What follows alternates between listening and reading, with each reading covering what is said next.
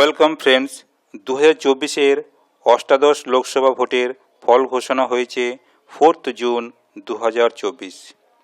এই ফলাফলের ভিত্তিতে কোন লোকসভা কেন্দ্রে কোন দল কোটি করে বিধানসভা কেন্দ্র জয়লাভ করলো একটু দেখে নেব।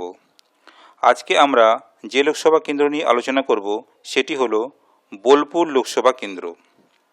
এই লোকসভা কেন্দ্রে জয়লাভ করেছে টিএমসি প্রার্থী অসিত কুমার মাল। তার নিকটতম প্রতিদ্বন্দ্বী বিজেপি প্রার্থী পিয়া সাহা। তাদের প্রাপ্ত ভোট যথাক্রমে 8,55,633 এবং 5,28,380। জয়ের ব্যবধান 3,27,253।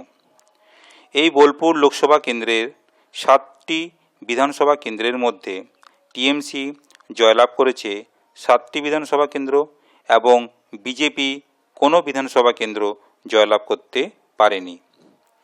ভিডিওটি ভালো লাগলে আপনারা শেয়ার করবেন। আপনারা ভালো থাকবেন, সুস্থ থাকবেন। ধন্যবাদ।